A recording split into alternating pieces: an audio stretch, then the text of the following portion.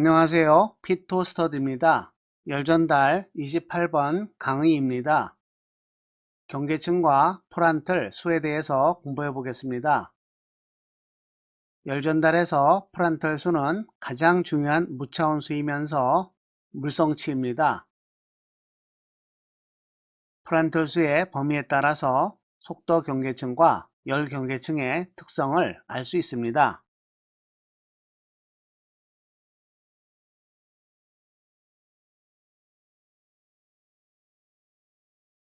제4장부터 유체 운동을 고려한 대류 열전달을 공부합니다. 유체가 운동을 하면 열 전도뿐만 아니라 유체 이동에 의한 열 수송이 추가됩니다.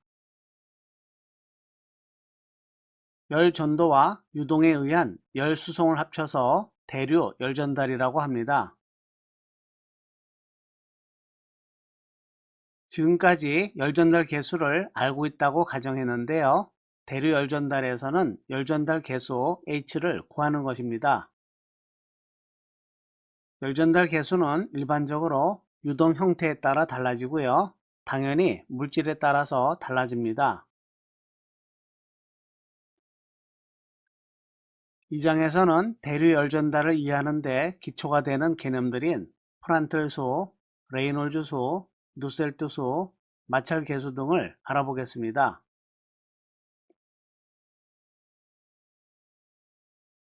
4-1절에서는 고체 표면 위를 흐르는 유체에서 발달하는 속도 및 온도 경계층과 상대적인 크기를 나타내는 프란틀 수를 공부합니다. 유체가 흐를 때 모두 같은 속도로 움직이지 않는다면 속도 차이가 나는 두 점 사이에는 마찰에 의한 저항이 발생합니다. 이러한 유체의 흐름에 대한 저항을 나타내는 물리량을 점도라고 합니다. 옆에 그림을 볼까요? 아랫면에 고체 표면은 정지되어 있고요. 위쪽에 고체 표면은 속도 u 인피니트로 오른쪽으로 이동하고 있습니다. 중간에 채워지는 유체 사이에는 속도 분포가 생기고 속도 그레디언트가 존재하게 됩니다. 유체의 동력학 점도는 속도의 기울기와 전달 응력의 비례상수로 주어집니다. 식 1번을 뉴턴의 점도 법칙이라고 하고요. 이러한 법칙이 적용 가능한 유체를 뉴턴 유체라고 합니다. 동력학 점도 뮤는 유체의 물성치이고요. 고정된 값이 아니라 변하는 값입니다.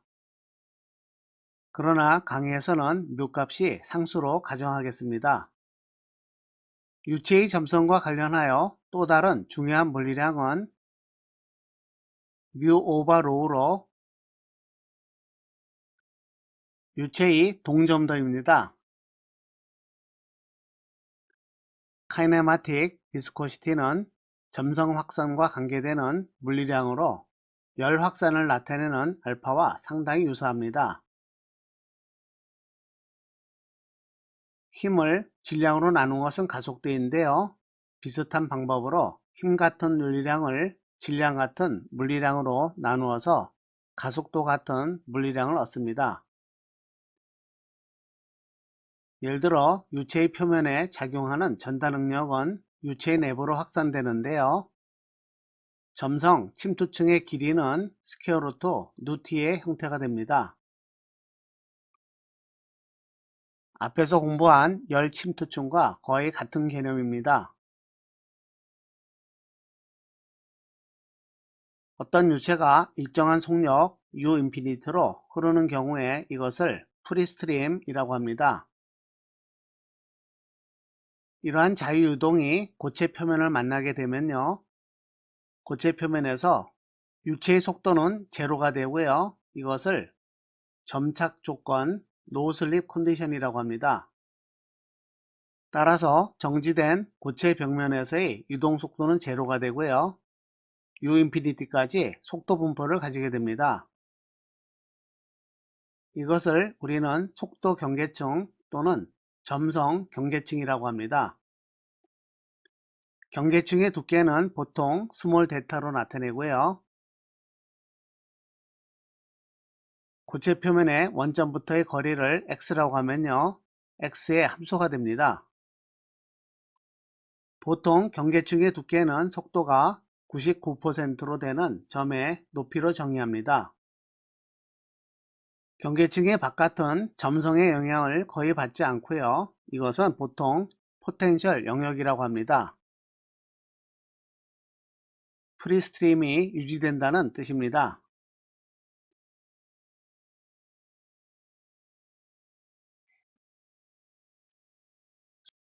속도 경계층과 마찬가지로 온도 경계층도 존재합니다. 벽면의 온도는 T월이라고 해볼까요? 물론 동온 조건이 아니고 다른 조건도 있습니다. 속도 경계층과 마찬가지로 온도 경계층 또는 열 경계층이 발달합니다. 온도 경계층의 두께는 라지 델타로 나타내고요. 4번식으로부터 경계층의 두께를 구합니다.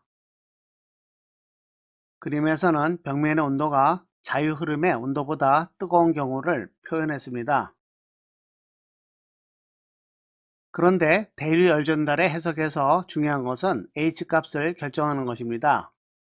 고체 표면에서 전달된 양과 대류 열전달량이 서로 같습니다. 이것을 이용해서 H값을 결정하게 되는데요. 열전달 계수 H와 유체의 열 전도도 K값을 고려한 누셀트 수가 나중에 정의가 됩니다.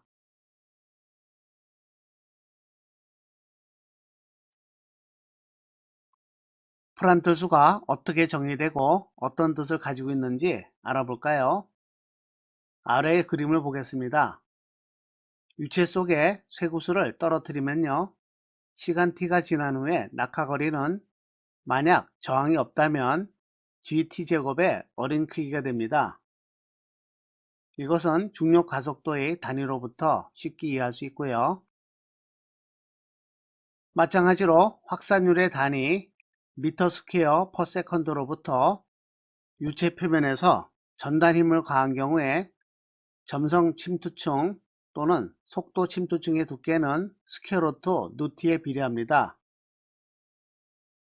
같은 방법으로 유체 표면에 열적 변화를 가한 경우에는요, 열 침투층이 생기고요. 이것의 두께는 스퀘어루트 알파t가 됩니다.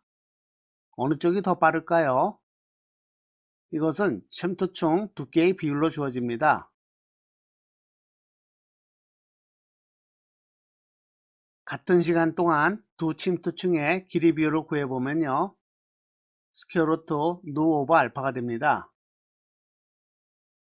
따라서 프란틀수 누 오버 알파가 정의가 됩니다. 이 비율은 열 확산에 대한 점성 확산의 정도를 나타내고 매질의 고유한 물성값이 됩니다. 프란틀수는 열 확산의 빠르기가 기준이 됩니다. 5번식을 프란틀수를 이용해서 나타내면 프란틀수의 스퀘어루트가 됩니다.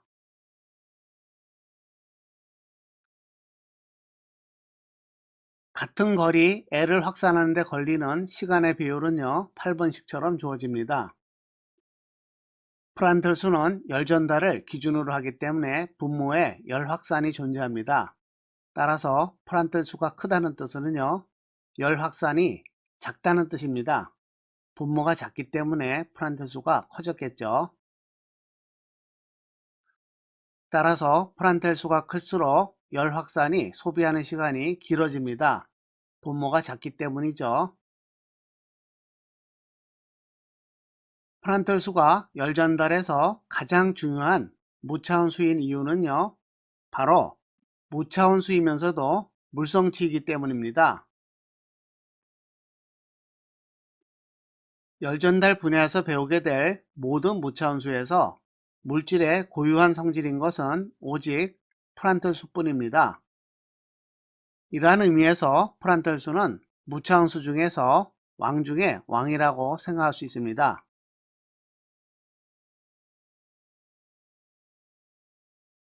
몇 가지 중요한 물질의 프란틀수는 알아두는 것이 좋습니다. 상온의 공기는 0.75도이고요. 상온의 물은 7의 5도가 됩니다. 액체 금속의 경우에 열이 빨리 전달되기 때문에 분모가 큰 값을 가집니다. 따라서 프란틀수는 상당히 작게 되고요. 엔진 오일은 상당히 끈적하고 점성이 강합니다. 따라서 분자가 크고요. 결국 프란틀수는 큰 값을 가집니다.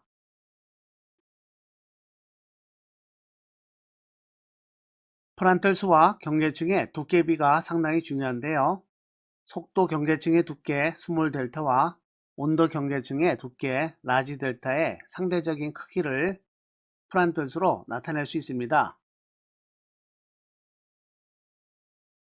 액체 금속의 경우에는 열이 빨리 전달돼서 라지 델타가 큰 값이 됩니다.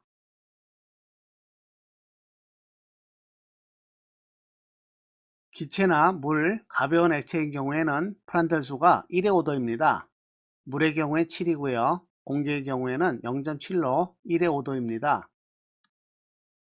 이 경우에는 속도 경계층과 온도 경계층의 두께가 상당히 비슷합니다. 엔진 오일의 경우에는 속도 경계층이 빨리 발달하고요. 열 경계층은 느리게 발달합니다. 벌꿀이 상당히 끈적끈적한 것을 생각해 보면요. 엔진 오일의 누값이 크다는 것을 상상할 수 있습니다.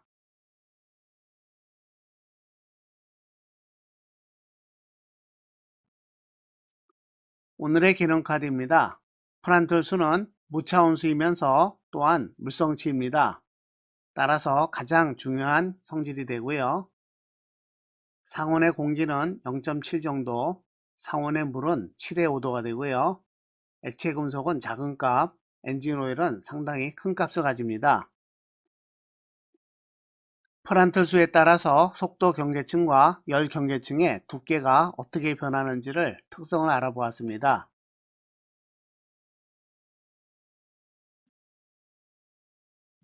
열전달 28번 강의입니다.